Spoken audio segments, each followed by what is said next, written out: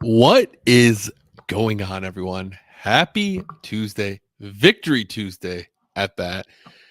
Great to be back in the win column. I know it feels like it's been a minute since we've had a Victory Tuesday, so I'm stoked to be back. How's everyone? How's everyone's week going? Good weekend, good week so far. I gotta tell you, it feels very weird that it's only Tuesday. My brain for some reason thinks it should be like Thursday today. I don't know if that speaks to the work week I've had so far, or I don't know. Maybe I just got holidays on my brains. I don't know. Also, pretty crazy that next week's already Thanksgiving. Wild, wild that we're getting there. Before we get too heavy into the introductions, let's get this ticker going. I got the giveaway link too. I'll be dropping in the comments, but I'll probably wait a little bit on that just as more people get in here. We're still pretty early into this thing. So, Tully says, Victory Tuesdays are always great. Couldn't agree more, man. Could not agree more. Corey, good to see you, man. Good evening, everybody. We got Heather. Good to see you as always, Heather. Heather, I saw on the Northern Nerd that I'm not alone in having my Christmas tree up. I know, speaking of Christmas tree, I know my guy Kirby has his Christmas tree up. Kirby twisted my arm into getting mine up early this year. He sent me a video that made it very misty in my house, so I had to put up my Christmas tree early. Chris, buddy, good to see you, man. We got Steve. Welcome, owners, and happy Victory Tuesday. The owners meeting. Love it. Christy, good to see you as well in Canada. All right. Here is that giveaway link. If you're new here, if it's your first time hanging out, fill that out. Fill it out one time for me, please. I'm going to drop it multiple times throughout the episode. Just fill it out one time. If you do it multiple times, then I got to remove you, and it makes it kind of a headache. So please, just one time for me, please. All right. Well, Very exciting. Nice to be back in the win column. Let's get into this here. Packers obviously defeat the Giants 27-20. The Packers move on to 6-3-1, with the Giants falling to 2-9. Overall, it was a pretty interesting game. There was a lot of sloppiness, that's for sure. There was, I don't know, it was weird because you had some stuff that was very sloppy, and then you had like Jordan Love, who just looked phenomenal and looked like he was kind of overcoming the sloppiness. So it felt like a tale of two halves, if you're not two halves, but a tale of two parts, if you will. Um, Ron, good to see you as always. Heather says my Christmas tree is usually up by the first week of November. Heather, I like your style. Uh, like I said, Kirby twisted my arm. Now we got all of our Christmas stuff up. My wife and I bought like a new Christmas tree and a bunch of other Christmas stuff, and we went crazy on Christmas so far this year. But that's all right; it's worth it. But kind of going back to the game, it's weird because it was like there's a lot of like flaws and a lot of negatives in that game, but there's also a lot of positives, and it feels like my gut reaction was there's a lot of like just sloppiness and there's so much gross stuff, but to still come out on a win. And I know people are going to discredit and be like, "Oh, they were 2-8 Giants." And we talked last week. They were going to play hard. They had just removed their coach. They have a lot of talent on their team. And the reason they got rid of their coach, one of the reasons, is that they are underperforming based off the talent they have. Jameis Winston is a solid quarterback. Number one overall pick back in 2015, if I'm not mistaken. And he has sliced us up in the past. What was it, 2021, week one? He was the starting quarterback for the Saints, and I think they beat the Packers like 41-3 or something ridiculous. They absolutely just wiped the floor with us that game. Jameis he's probably the definition of a gunslinger. He's going to make some phenomenal throws. He's going to make some bad throws, and you hope you can capitalize on them. We unfortunately couldn't to the level that none of us would like. But, he's a talented quarterback. They also have a very phenomenal front line, Dexter Lawrence. They have Brian Burns. They have their high draft pick, Abdul Carter. They have a great defensive line. They're obviously battling some injuries as well. They're without Jackson Dart. They're without their running back. What is it? Is it Sabo or Sabo or whatever his name is? I can't think of what his name is off the top of my head. They were without their corner. They had a lot of injuries as well, and so have the Packers. The Packers are dealing with injuries too. So, it's one of those things. You knew it was going to be a tough game. It's on the road, and they are playing for this new coach. They're trying to get something sparked, something going. And honestly, if you can come out with a win, especially after how sluggish and sloppy the Packers looked at times, I'll take that all day long.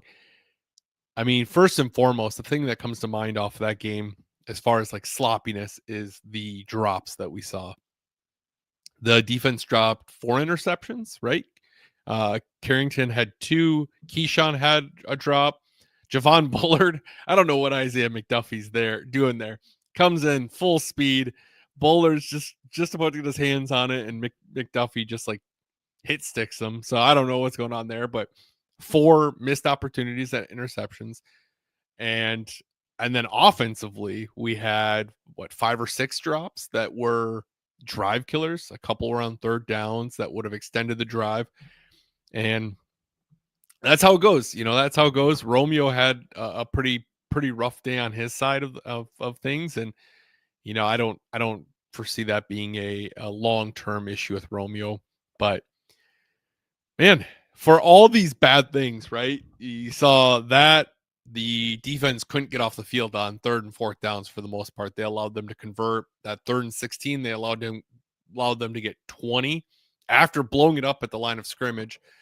Missed the tackle, allowed that screen to go on for 20.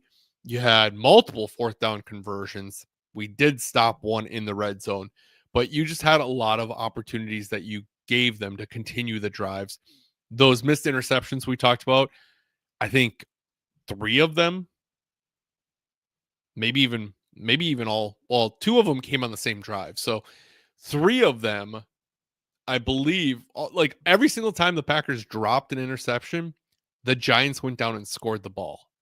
And I could be wrong on that, but if my memory serves me, that's how it went. Every single time they dropped an interception, felt like the Giants went down and scored. So I don't know. I don't know if the Packers need to bring in like Nick Collins or Tramon Williams and bring them in as like a defensive back coach, but we often talk about how spoiled we are watching Aaron Rodgers for 15 years and how that shifted the perception of Packers fans when it comes to Jordan Love.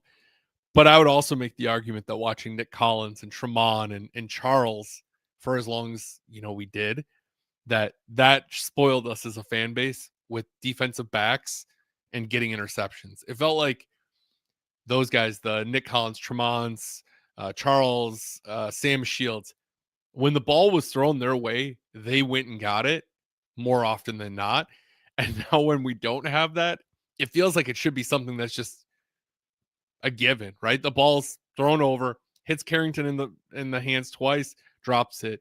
Keyshawn, over the shoulder, a little bit tougher, drops it. Those are just things I feel like when we had those other guys there, it was just like so natural for those guys. But there is a reason why they're on defense and not offense.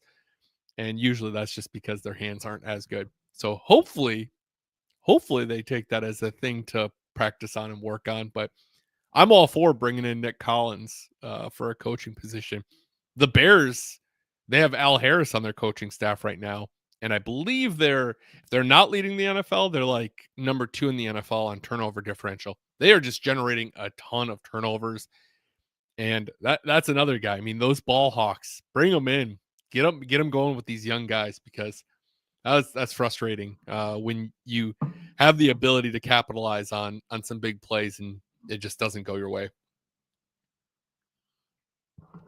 Another kind of downside of the game, Lucas Haversick did not have a good game, missed 2 extra points. It just felt like he was just not. I know it was super windy there, but I don't know. It's another one of those pendulum things. We talked about the pendulum a little bit last week, but it's another one of those pendulum things. For the last 2 weeks, we've heard everyone talking about how we need to stick with Haversick and let McManus walk. And now since that game, I haven't heard a single person with that opinion or theory. And everyone's like, when's McManus coming back? So I don't know. That's how the cookie crumbles, I guess. But not his best showing. I trust that he'll bounce back if he is starting on Sunday. And then, of course, some injuries. Another negative there. Playing at MetLife is terrible. There's been a lot of injuries there, a lot of serious injuries. Josh Jacobs got hurt. It sounds like he's week to week, potentially could go this weekend. So if that's the worst we got out of it, I think we're doing okay. Let's take a look at some comments here. We got Billy checking in. Good to see you as always, Billy. Christy said, watching Matt's trip to New York and the time at the game has been so much fun. Yeah, shout out to my guy, Matt. Matt, this is his first trip on a plane. He's never really left Wisconsin. He is a smaller town. Like going to Milwaukee is a big town for him. So to go to New York is huge. I know he was dealing with a little bit of nerves leading up to it, which I've traveled a lot. Not a lot, but I've traveled a fair bit. I've went to Italy. I've been to Phoenix and California and a couple other places.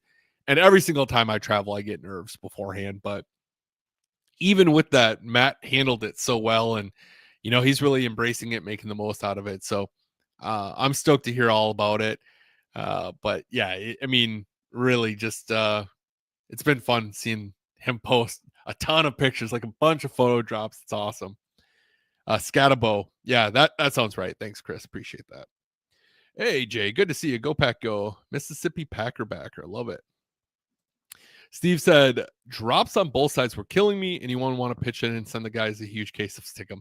Yeah, that's, unfortunately, that's just how it goes. It feels like it, when it rains, it pours. It was so surprising to kind of see it from Romeo's perspective, because Romeo is usually the surest hands on the team. So he was just not having his day. If it is super windy, maybe that's one of the things that the trajectory gets moved a little bit. Maybe he's just trying to keep his head on a swivel a bit more. I don't know. But that was very unlike him. I'm not super concerned with that going forward with him. But it is one of those things that you just feel like sometimes you're just like, man, can we just not do that? Especially those turnovers. The turnovers are the big ones too, right?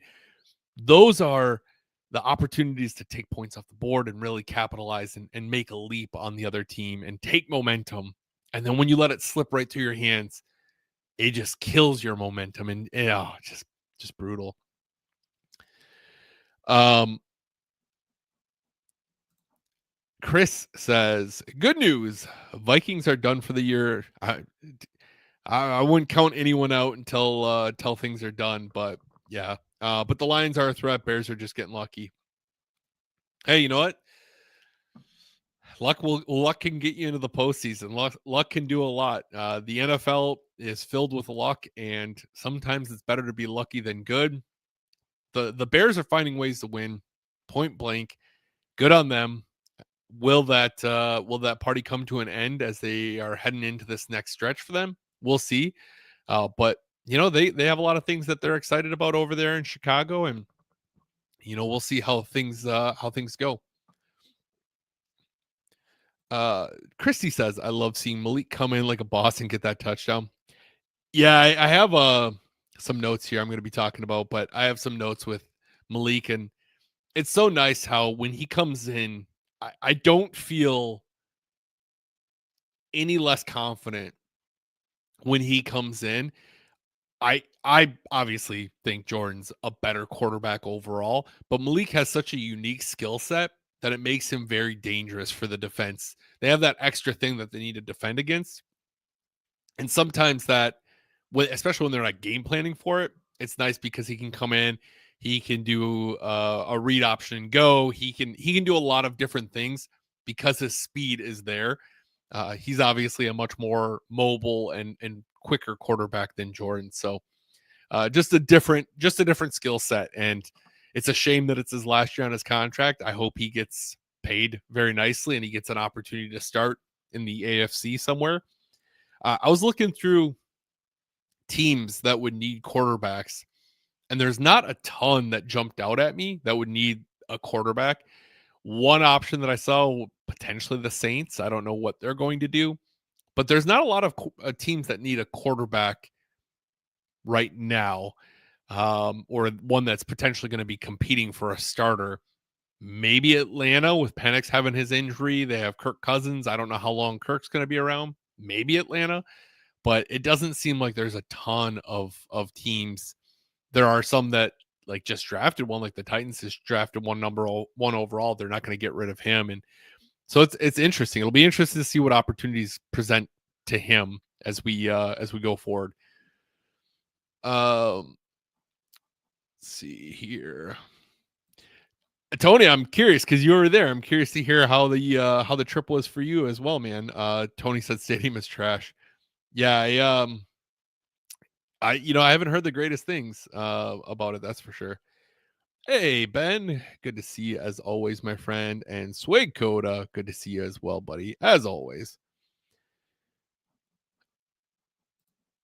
That must be for Tony. All right. Tom, good to see you as well, buddy. Fans calling for Willis to remain in the game after the half was ridiculous. Who are these people? Rogers loyalists still do not believe in Love. Move on and support QB1. Love and Watson put the team on their backs.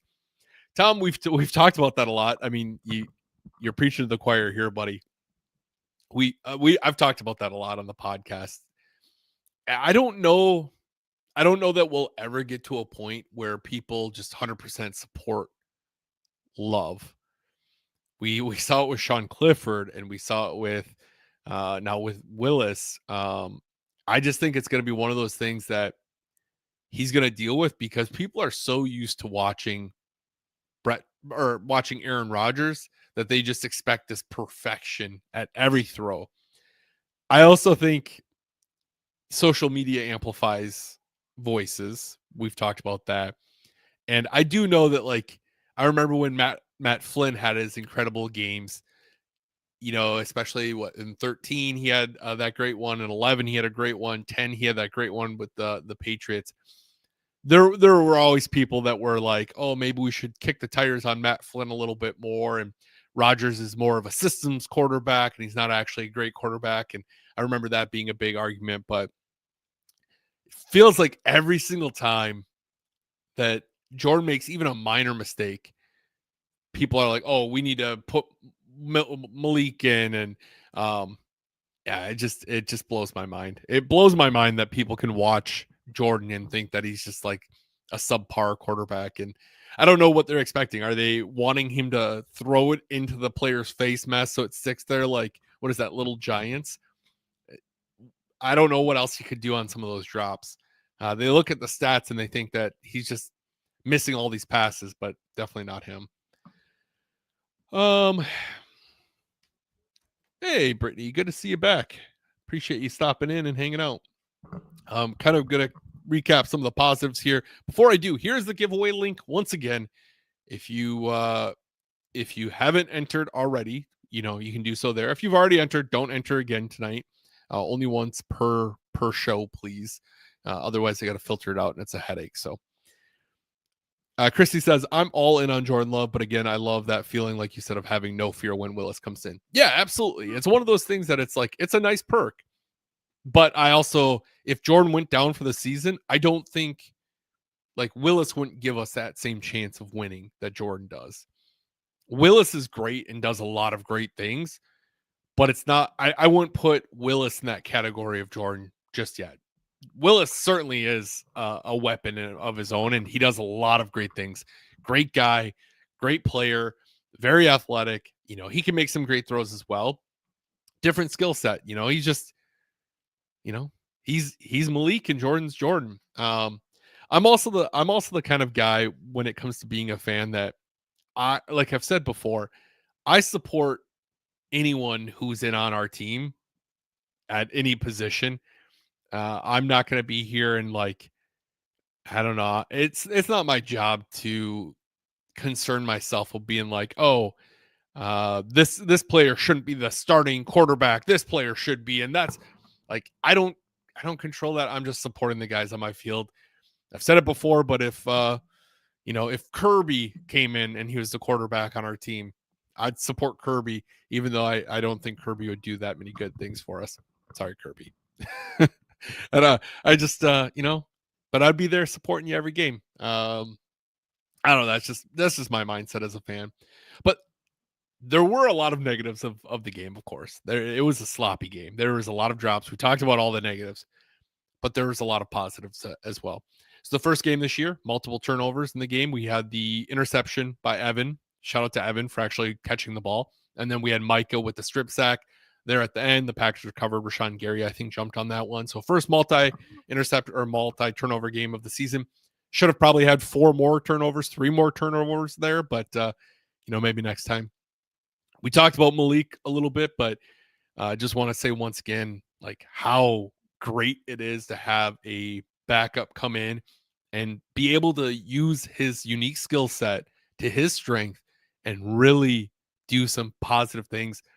That touchdown there, shout out to Christian on that one. I don't know how that got caught. It was deflected all over the place. It was a lot of traffic. It was just like a weird kind of a that's one that I feel like if Jordan threw, you would never hear the end of it, but because Malik did, the Malik truthers or whatever, they probably were the Sean Clifford truthers, they don't bring it up, but that was a very high risk throw and it worked out well. Sometimes, once again, going back to the luck, sometimes it's better to be lucky than good, and that's probably a good example of that. Jordan, I mean, I really can't say enough about Jordan. He made so many great plays, and the growth that we've been seeing from him is awesome. I don't want to praise him too much because it feels like every time I praise a player too much that it just goes the opposite way. But he just, some of those throws he makes are just mind-blowing throws. The off the back foot, That one to Christian to take the lead. Triple coverage there, but just puts it in such a beautiful spot. Are we going to see turnovers and bad turnovers? Absolutely. He is a gunslinger who's going to trust his arm 100%, and you are going to see that where it does not pay off, but you're also going to see a lot of times where it pays off, and that's just how it is with Jordan Love. For so many years, we saw people with Rodgers being like, "Oh, the guy's trying to be too perfect. It's costing us games. He's trying to be too perfect, blah blah blah blah blah blah blah." And now you have a quarterback that's just like, "Hey, I'm going to trust my arm. If a receiver makes a mistake, I'm going to do it again. I don't care." And I love that mentality, and that's fun to watch. Savion, talking about that crazy catch to Savion off the back foot, that throw, crazy catch. Savion showed up to the game on Sunday with a walking boot on. I have no idea how he played. Not only did he play, but he had that huge catch, which ultimately very well could have been the difference maker. Now, it would have been 4th down with about 5 minutes left, so they probably would have tried to go for it. But that was a big play. Without Savion, who knows where that game ends up? So huge for him. Evan Williams, we talked about. Great to finally actually get a defensive back that holds onto the ball. Evan's been such a steal of a pickup for this team. The way he plays that position, so versatile, reminds me of a different safety that we had out of Iowa. Very just like can kind of play all over the field, and love to see what he's bringing in there. Micah Parsons, of course, you can't talk about that game without mentioning Micah. Pretty disruptive throughout the game, and then the last play, getting that strip sack and avoiding any chance of that game, getting a weird ticky-tacky Hail Mary call, anything like that. So you love that. And one positive that we haven't seen this year is Aaron Banks had a great game. I don't know if he's getting healthier. He struggled all year, but that game was a really good game for him. And that's against a tough defensive front. I don't know if he's getting healthier. I don't know if it's easier to play next to Sean Ryan. I don't know what the case is, but hopefully you see him continue to trend that way. I would love to see him continue to get better. If Elton is able to come back and then that line keeps playing well, maybe they put him back at guard. Maybe they play him to his strength. Maybe they can kind of shake up the line a little bit and get some strength going there. I don't know that he's going to be coming back. It sounds like he did have some ligament damage. We talked about, I think last week a little bit that, I didn't think that he had ligament damage because I thought it was just a fracture. So maybe he's not even coming back at all. Maybe that's no point in even talking about it, but nice to see him have a really good performance there. And really the Packers line, considering how good the Giants defensive line is, I feel like they did a pretty solid job on Sunday. All right, let's see here. Respect to Jameson wearing number 19. Yeah, that's a number you don't see a quarterback wear too often. I don't think you see players really wear that too often. I wonder why he selected that out of all numbers. I wonder why he selected that. Jameis just cracks me up. He is just a funny, odd dude that just does his own thing. He what was it towards the towards halftime, I believe it was, when he took the snap and he did a fake quarterback kneel that no one was even thinking was going to be a fake. Like he did this like fake, like he was going to drop down, and then he tried hitting someone like on a slant, and you're just like, no one even thought this was going to be a kneel, Jameis. Like the clock's ticking, you're trying to run, you're trying to do a hurry up, and you fake quarterback kneel. He does like a weird shimmy after his quarterback sneak. Jameis just moves to the beat of his own drum, and he cracks me up on that. Joe, good to see you. Good to see you. Yeah. Brittany says, really loved that reverse play by to Bo Melton. Bo is one of those guys that I loved him. He did a lot of positive things, I felt like, in the return game. And he seems to have a really good vision of the field and being able to run. And that reverse play is no difference. They really drew something up nicely on that one. I wouldn't mind seeing him. We need to figure out something on the returns. I know I know someone in the boys chat sent something today about there's like 45 returners in the NFL this year on punt returns, and the Packers have number 43, 44, and 45.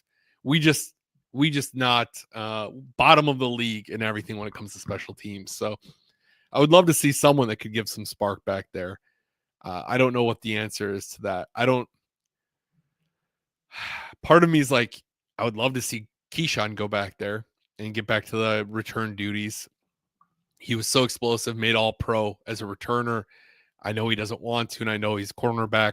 He's the top cornerback for the Packers, which if he gets hurt, that creates a lot of issues. So I don't know what the answer is, but I never feel comfortable when they punt the ball. That's for sure.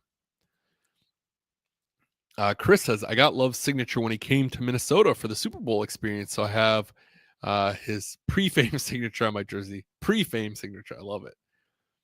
All right. Feel free to start dropping some questions. We're going to get into some burning hot questions here in a minute. Here is that giveaway link too. If you have not entered already, if you have already entered, don't worry about that. But we're going to be getting into some burning hot questions here in just a couple minutes. Joe says, I don't know if anyone mentioned this, but both Matthew Golden and Baron Sorrell said on Clubhouse Live that Legend Larry's is their favorite spot to eat. Golden says he goes like twice a week. That's awesome. Actually, Ron messaged me because he was at Clubhouse Live that Baron mentioned it, but I didn't hear about Matthew Golden. I gotta say, I don't disagree with them. I don't go there that often anymore. I used to go to Legend Larry's like once a week, but I gotta start taking care of my health a little bit more. I was doing those cheese curd reviews like every week there for a minute. And I was like, man, my body cannot handle deep fried cheese curds every single week. Not good. So I kind of slowed down. I got to try to start eating a little bit healthier. Sean Clifford truthers. Yeah. Realities on the Cincinnati Bengals practice squad. And that's what it is. I have so many receipts on my social media page of people hating on Jordan Love and wanting him, cut and traded or removed, and Sean Clifford starting or Malik Willis starting or insert quarterback here starting. And there's a reason fans don't manage an NFL team, and that's just it. Like fans, the beauty of being a fan is you're a passionate individual, and sometimes when you're overly emotional or overly passionate, you don't think clearly and you don't think long term. And I think if it were up for a lot of fans or up to a lot of fans, that would have never had Aaron Rodgers won, because they would have opted to go with Brett Favre over him and shipped him away. Coaches would be fired before they even get an opportunity. Players would get cut before they even get an opportunity. Players would be drafted in a spot that they have no business being drafted. And sometimes fans are right. Sometimes fans are right for sure. But, I still remember 2011 when Casey Matthews came out of Oregon. And I remember a lot of Packers fans wanting the Packers to take him like the first round or the like second round. Oh, like he's still available in the second round. He's Clay's brother, so this would be such a perfect fit. And I think he had like a cup of coffee with the Eagles in the NFL, and he was pretty much done with the NFL. So I think sometimes as fans, we just need to understand that we're better off just showing support for the team. Bill, good to see you, my friend. Checking in from El Paso. Speaking of curd reviews, I got to meet Bill at Lambeau Field when I was getting cheese curds for a curd review. So always good seeing Bill. I see. Oh, let's get this. Thomas, good question. We'll get that in for the burning hot questions. Yeah, we talked about it a little bit, Alfonso, which good to see as well. But yeah, that last play by Parsons, that hustle he had was just incredible. Bill says, we have the receivers to go deep. If you watch our other games, you have a chance to catch or interference. Let's go deep. I do think, we talked about it a little bit last week too, is I think sometimes our line just can't hold up for those deep balls, but hopefully if we can see the line start to hold up, maybe we can start seeing those deep balls. I see Heather's question. All right. Let's before I do, Brittany says, love seeing more of CV as well. He has so much energy on the field.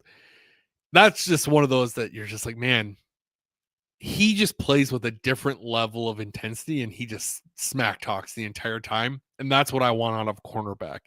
I don't want a cornerback who is stoic. I want a cornerback who just runs his mouth because I feel like that gets in the receivers' heads a lot more. But all right, let's get into these burning hot questions.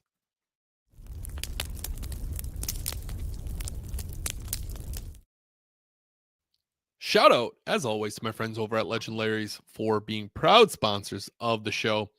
I really appreciate them immensely. If you are coming into town, or if you're in the area, if you've never been, or if you've been 100 times, go get yourself some wings at Legend Larry's. Matthew Golden loves them. Baron Sorrell loves them. Jason Kelsey, when he came to Green Bay, he went to Legend Larry's. Go to Legend Larry's. Check them out. They're award winning for a reason. Incredible place, incredible sauces. Can't speak highly enough about them. So thanks to them for being proud sponsors of the show. All right. Let's go through some of these questions. Billy says, how much confidence do we have for the next 3 division games? Good question, Billy. I am, I'm a weird fan in the sense that I am an optimistic fan, but I'm also a realist where I think every week is going to be a nail biter of a game. I think it's going to be stupid close every single week, no matter what. But I also think, I generally think that the Packers are going to come out on top.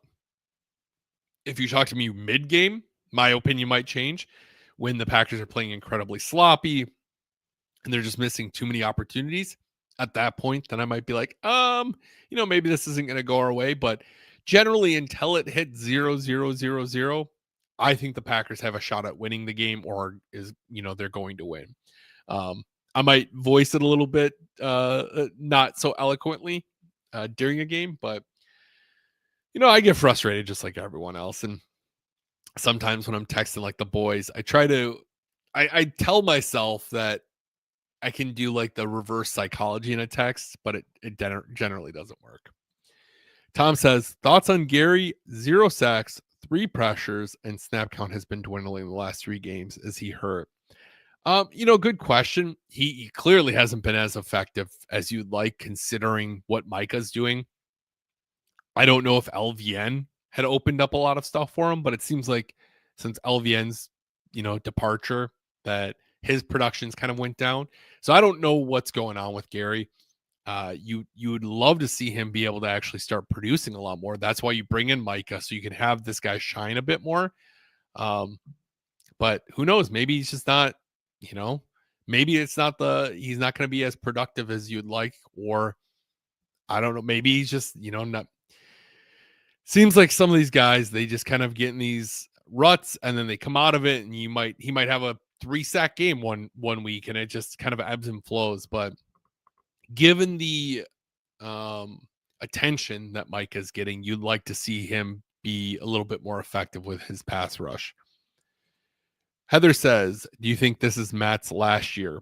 I don't. I think he's on contract through next year as well.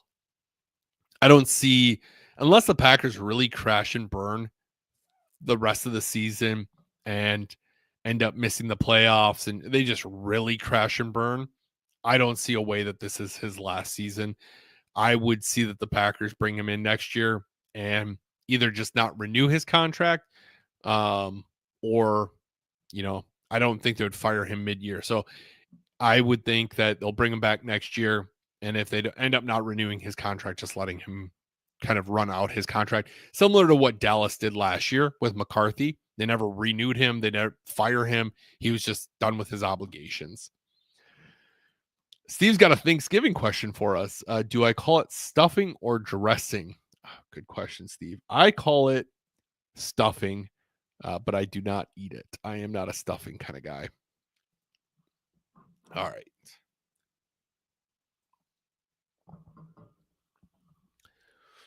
Chad says, do you think Halfley and LaFleur could put some kind of bounty on the football when on defense? You get the ball, you get a bonus. I mean, it's a good question. I don't know the rules and the policies well enough to answer it. I don't know if they're allowed to do bounties, like defensive bounties. I don't know how that works. I would imagine bonuses like that get weird when it comes to contract stuff because it would probably have to be something more each player has terms in their contracts for bonuses rather than a group. And I think any kind of bounty program like that would probably get a lot of flack from the NFL or even punishment from the NFL. Kind of going back to the 2009 Saints that they had the bounty for, injuring players. Now, obviously, getting turnovers is much different than injuring players, but I think it's a weird. I think anytime there's like bonuses, it's weird with the salary cap and weird how they do that. So I don't know that they could ever do that. I don't know. I could be wrong on that, but good question though. Ron, don't threaten me with a good time. Ron says new special teams coach next year. I sure hope so. I know a lot of people like Rich, and he seems like a great guy, and a lot of people have a lot of respect for him. But when you are consistently performing at bottom of the league in your job, that's a very tough thing to overcome. If you look at the Packers' losses this year, all of them have directly been impacted by special teams. You have missed kicks, blocked field goals, McManus going out and rushing being back. They admitted he rushed back. So ultimately, I would imagine that's Rich's call. McManus missed 2 in the Panthers loss. That blocked field goal against the Browns and the Cowboys. There's just, when you look at the losses the Packers have had, there are a lot of missed opportunities there. And I think it's hard to overlook those for too long. But I don't know. I would like to see them bring in someone who could be a competent special teams coach, if that's even a thing in the for the Packers. Ben says, what are your thoughts on Kurt Benkurt's beef with MLF? I don't know the full story, right? As I reflect over my time working, there have been bosses that I really enjoy that we like, our personalities are very similar, so it's easy to work for them. And there have been bosses that I don't gel as much with. I still do my work, but we just might not be might not be like, we don't make small talk. It's more transactional. And I'm guessing Kurt and Matt just didn't see eye to eye on a lot of things. And I do think it's tough when a team moves on from you and you get fired from that job, that you feel it's a little bit more personal, right? It's a little bit more personal to you. And the person who's kind of evaluating you or giving feedback on you is your boss. So I think that maybe makes it feel a little bit more. And if you haven't had good interactions with them, that might start to feel even more personal. So I don't know.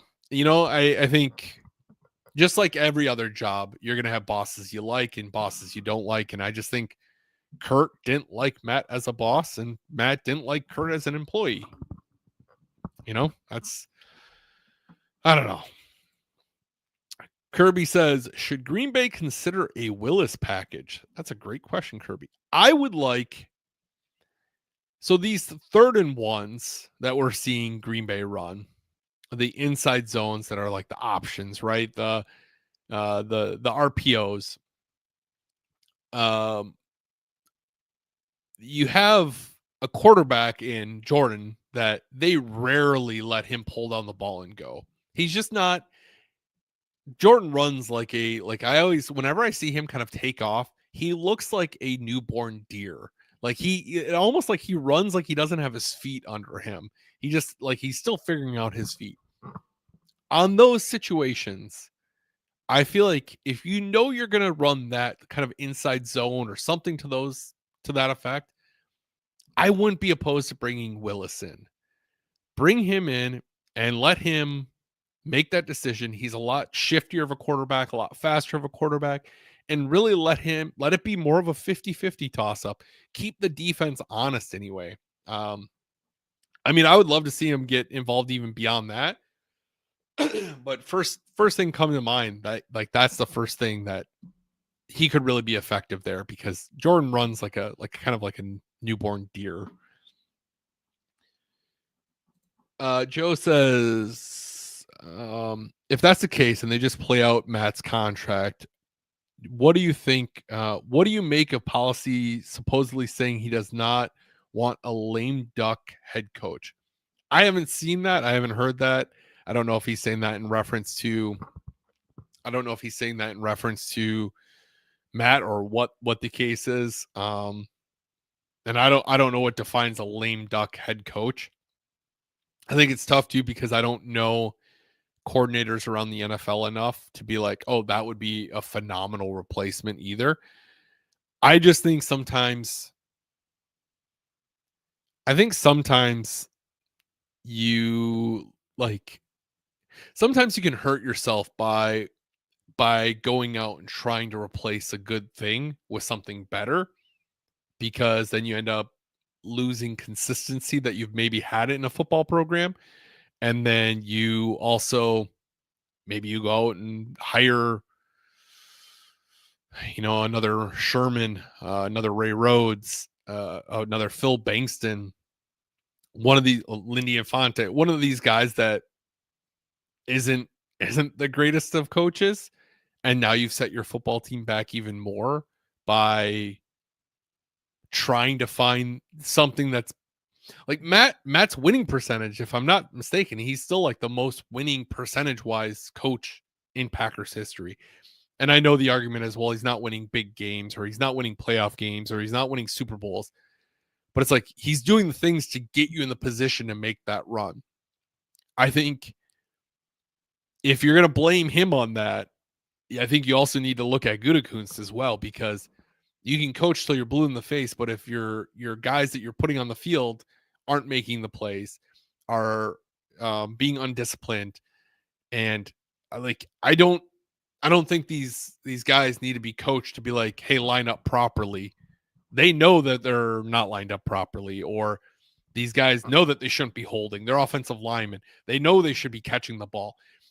I think there's, coaching only goes so far. I've managed in previous roles, and you can manage till you're blue in the face, but it's not going to make people perform 100% effectively every single time. So, the blame's got to go around, right? It's not just a one person blame. So it's tough. I think when you get rid of something that's been stable, you can bring a lot of instability to the team, and you might just end up making a really bad decision.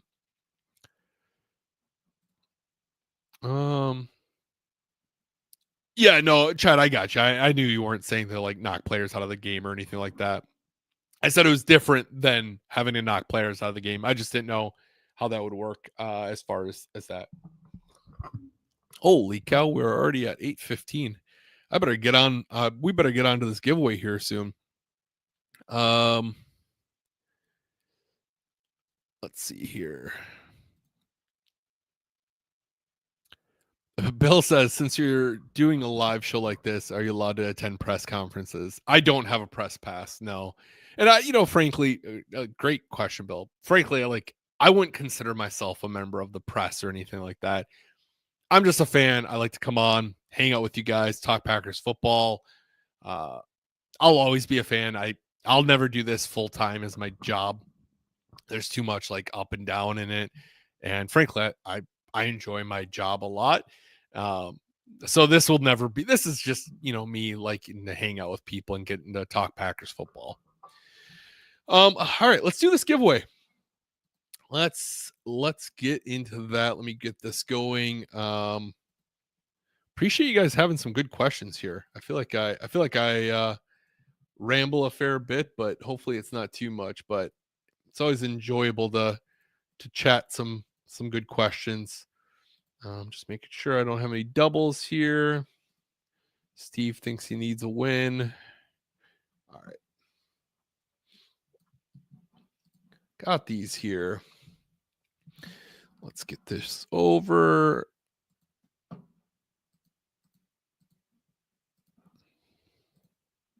Switch this around. Before we do a giveaway, Obviously, I want to say thank you to my friends over at Nicolay Law for making these possible. Without Nicolay Law, I wouldn't be able to do these giveaways at all. So I really can't thank them enough. When it comes to injuries, you need a good game plan, and that's where Nicolay Law comes into place. Insurance companies have their own playbook, and it's not in your favor, that's for sure. Nicolay Law helps level the playing field. They're based right here in the Midwest. Russell's actually from Green Bay, and they've helped thousands of injured folks get back on their feet. They deal with the insurance companies for you, fight to get you what's fair, and they don't get paid unless you win. So if you are injured, get Nicolay. Visit nicolaylaw.com or call 1-855-NICOLAY. Thanks to them. Really can't thank them enough.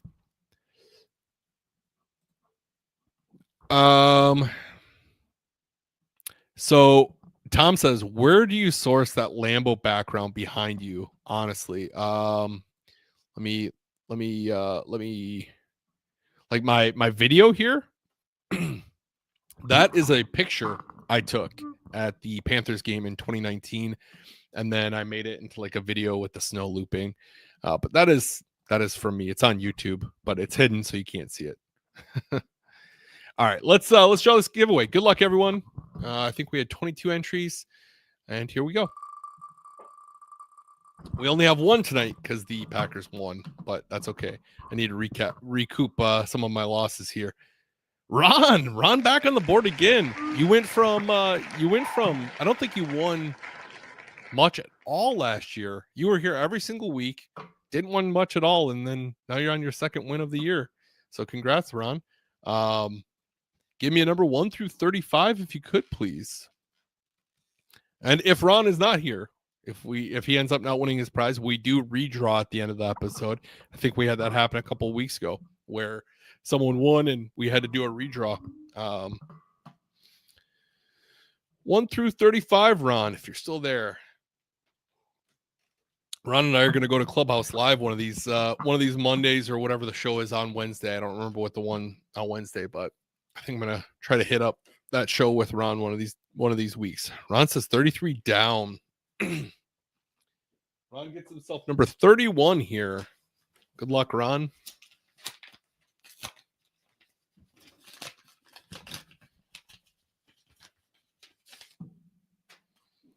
Ron, you got yourself, I know you'll use this, $20 Packer Pro Shop gift card. Congratulations. I'll get that mailed out to you. Probably should be able to do it this week because I won't need to go to the post office. So congratulations. I'll get that mailed out to you. I got your address. So let's talk about the Vikings. Once again, thanks to everyone for entering. Thanks to Nicolay Law for making this possible. I hope you guys enjoy the giveaways. I enjoy doing them. It's nice to be able to utilize the perks of having sponsorships to be able to kind of give some stuff back. So it's awesome. All right. The 4-6 Vikings head into Lambeau Field to take on the 6-3-1 Packers at Lambeau Field at noon. My brother's going to be coming into town, which is fun.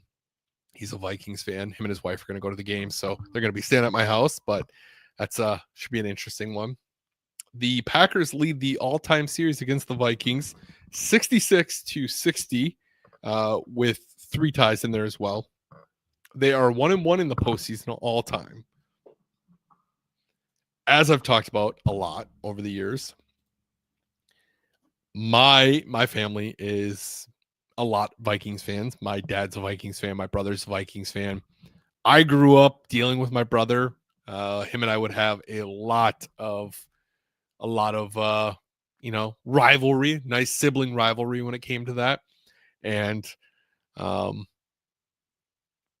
as I think about stuff like from my childhood, like the Packers Viking game was always a very special game in my household.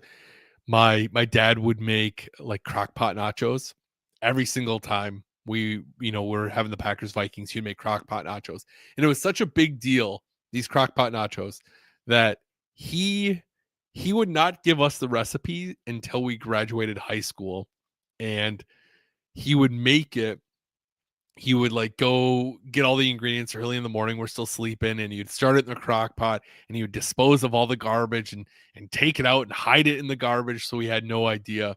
So I think, anytime we're going against the Vikings, I have a lot of fond memories in that sense of growing up in those rivalries that made it a lot of fun. So this weekend I'm equally excited about it. But let's take a look at how these two compare. We have I throw it up on the screen here. Really, the Packers lead a lot of the conversation, right? Offensively, defensively, the Packers are kind of leading in all categories. It's not like a huge lead by any means. Offensively, the Vikings are struggling right now. They've had kind of a quarterback carousel. They had JJ early, and then they had Wentz come in. Now JJ's back. JJ's obviously kind of having it's like his rookie year, right? He was hurt all last year, kind of hurt a little bit this year, ups and downs. You're going to have that with a rookie, but do not sleep on this team by any means. This team has a lot of threats at wide receiver, a lot of weapons there. They just upset the Lions a couple weeks ago in Detroit. So by all means, do not sleep on the Vikings. They can turn it on when they can get things going. Justin Jefferson's a nightmare, and I got to be honest with how we've kind of played against some of the lesser teams. It is concerning to look at Addison and Justin Jefferson and the other playmakers that they have. Aaron Jones coming back into Lambeau Field. Where Minnesota does really well is their defense. They are 10th overall in the league for total yards per game, and their passing is 7th in the league with 190.5. Turnover differential is really interesting for Minnesota. They are -9 on the year.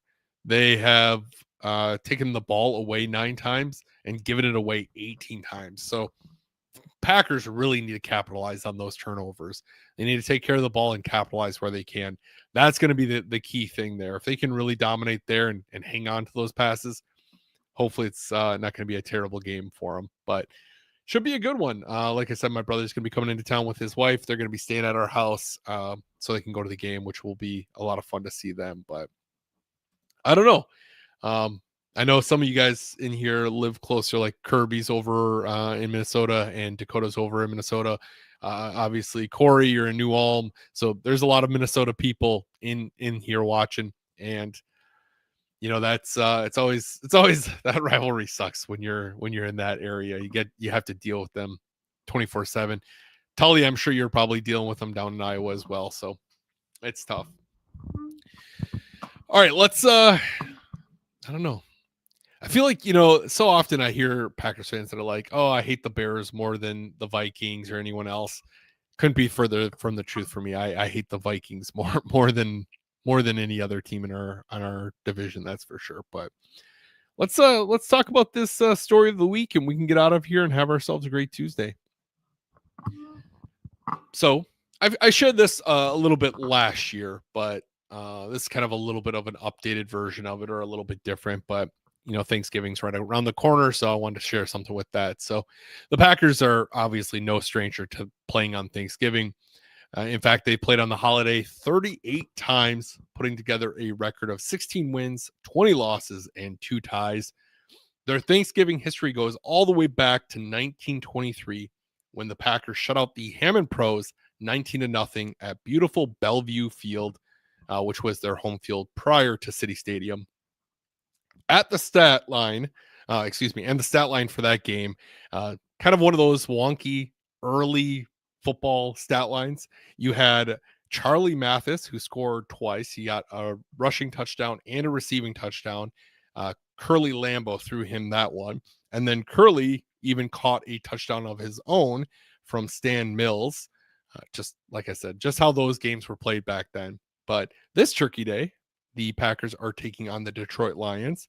This will be the 23rd time that the Packers and Lions meet on Thanksgiving. Their first holiday matchup came all the way back in 1951, and the Lions beat them 52-35 in that game. All time on Thanksgiving, the Packers are 9-12-1 against the Lions. So the Lions have had their number more than the Packers have, but most recently, Green Bay spoiled their dessert on Thanksgiving back in 2023 when they upset Detroit 29-22 at Ford Field. It's going to be a good one. Hopefully the Packers can do the same thing, but I always love those random history lessons, and it's always interesting for me. I'm always intrigued to know the full history of these holiday games and where they stem from and how far back they go. But it's really one of my favorite traditions when it comes to holiday sports.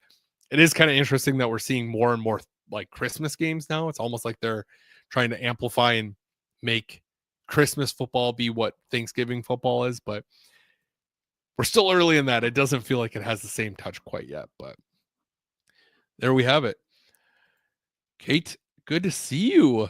Kate says, my son and I went to the Panthers game. Super disappointing for us considering it was my son's graduation trip. Yeah, that's always a bummer. Those games are always a bummer, but hopefully you had a good time either way. Oh, actually, next comment, but we still had a blast. Fantastic. Well, hopefully you guys can get to come up again soon and see a better one. Heather says it's the week of rivalry with my 8-year-old Vikings fan. Godspeed, Heather. Hopefully next Tuesday we're celebrating another Packers win, but appreciate you all with that kind of on that note. Appreciate you all hanging out. Hope you guys have a great rest of your week. Thank you so much for all the great comments and all the interactions. I really can't say how much I appreciate you guys being here week in and week out. Whether it was your first time or a lot of you, it's numerous times. So thank you all so much. It's honestly such a blast to hang out with you guys at the owners meeting every week. Hope to see you same time, same place next Tuesday. Until then, have a great rest of your week. And as always, go Pack Go.